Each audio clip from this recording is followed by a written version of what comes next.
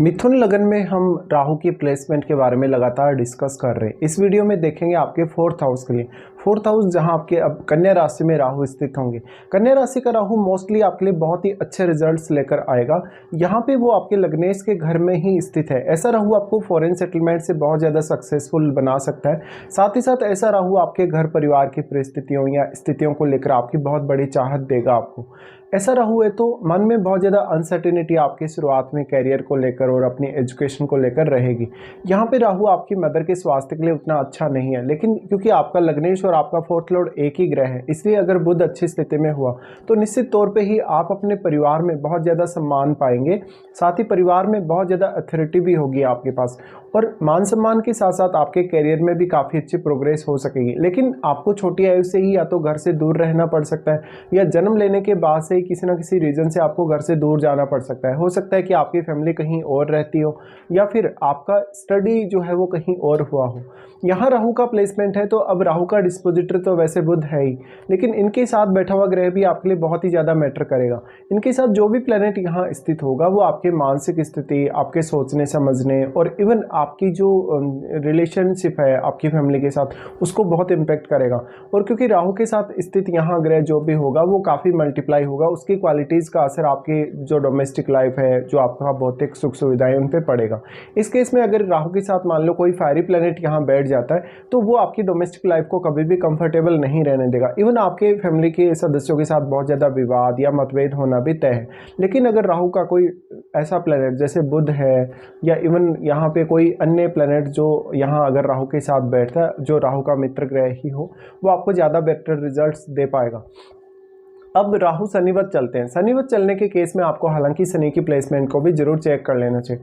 अगर मान लो किसी का जुपिटर यहाँ बैठा हो राहु के साथ, तो जुपिटर यहाँ रिट्रोग्रेड कंडीशन में ना हो तो बहुत बेटर रिजल्ट्स रहेंगे।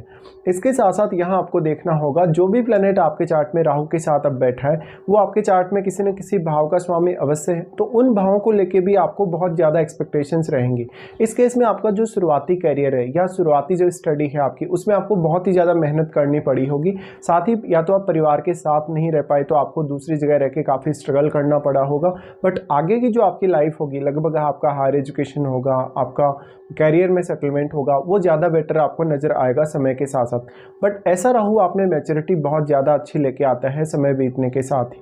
अब यहाँ पे जो राहु का प्लेसमेंट है, अगर आपका चंद्रमा पीड़ित स्थिति में है चार्ट में, तो कंसंट्रेशन में काफ़ी इश्यूज आपको आएंगे। इस प्रकार का राहु आपको घर परिवार के लिए बहुत ज़्यादा खर्चे भी करवाएगा, और उन खर्चों के लिए आपको इवन लोन तक भी लेना पड़ सकता है। तो यहाँ पे अब कोई भी रिस्क अगर लेने जा रहे हैं अपने परिवार के लिए, परिवार के सदस्यों के लिए, इवन खुद के लिए भी, तो काफ़ी सावधानी रखनी होगी।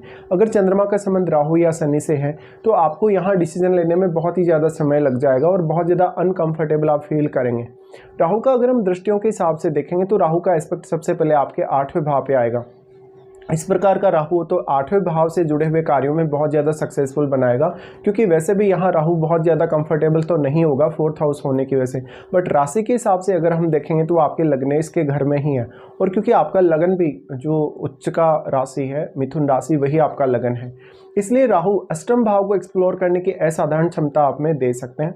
राहु का अष्टम भाव पे एस्पेक्ट है तो उसकी वजह से कहीं ना कहीं आपके लिए अष्टम भाव को एक्सप्लोर करना आसान होगा, अष्टम भाव से रिलेटेड कोई काम करना आसान होगा, और अष्टम भाव से जो भी आपको गेन होंगे लाइफ में, उन गेन्स के थ्रू आप काफ़ी ज़्यादा कंफर्टेबल अपनी स्थिति को देखेंगे। इस प्रकार का जातक अपने खुद के एफर्ट से शुरुआत में अपने लिए बहुत सारे इनकम सोर्सेज ला सकता है। इवन उसको मैरिज होने के पश्चात अपने पार्टनर की फैमिली से भी काफ़ी ज़्यादा सहयोग मिल सकता है। राहु का अष्टम भाव पे एस्पेक्ट होने की वजह से कहीं ना कहीं आप आर्थिक स्थिति को लेकर बहुत ज़्यादा कंफर्टेबल तो नहीं होंगे, लेकिन आपके जो फैसले हैं आर्थिक स्थिति को लेकर वो काफ़ी मैटर करेंगे। आपको इवन मैरिज होने के पश्चात आपके माता पिता से बहुत ज़्यादा धन या संपत्ति मिलने के भी चांसेस बन जाएंगे। बट 8वां भाव मोस्टली आपका ज़्यादातर केस में थोड़ा लेट ही एक्टिव होगा। इस प्रकार का राहु आपको ज्ञान के मामले में बहुत अधिक सपोर्ट करेगा जब वो अष्टम भाव पे दृष्टि डालते हैं। अब अष्टम भाव शनि का घर है। शनि का घर होने की वजह से यहाँ आपको डिपेंड करेगा कि शनि वास्तव में कैसे स्थिति में है। साथ साथ में यहाँ अष्टम भाव में कोई भी अन्य प्लेनेट बैठा है या नहीं। कोई भी प्लेनेट जो यहाँ अगर राहु का मित्र ग्रह होगा, अगर वो यहाँ बैठा है तो वो और भी ज़्यादा आपके लिए सपोर्ट लाएगा।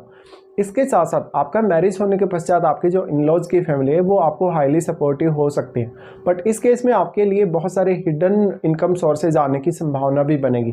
पर सबसे ज़्यादा जो नकारात्मक प्रभाव रहेगा वो आपकी मदर के स्वास्थ्य को लेके या डोमेस्टिक खर्चों को लेके रहेगा। साथ ही साथ जो मैरिड लाइफ होगी वो थोड़ी डिफ़िकल्ट हो जाती है, इसलिए हो जाती है क्योंकि यहाँ मान लीजिए अगर किसी का शुक्र जैसा ग्रह स्थित है तो उस केस में आप अपने पार्टनर से कभी भी सेटिस्फाई नहीं होंगे या पार्टनर में आपको कोई ना कोई कमी दिखने लगेगी कुछ समय के बाद। ऐसे में राहु थोड़ा सा आपको ऑब्सेशन देता है अपने रिलेशनशिप के प्रति, इस वजह से आप पार्टनर से बहुत ज़्यादा डिससेटिस्फेक्शन फील करते हैं। फिर अगर मान लीजिए किसी का चंद्रमा यहाँ बैठा हो, उस केस में आपको हाईली इमेजिनेटिव स्किल्स देता है राहु, साथ ही साथ इस हाउस को एक्सप्लोर करने की अच्छी क्षमताएं भी आपको प्रदान करेगा।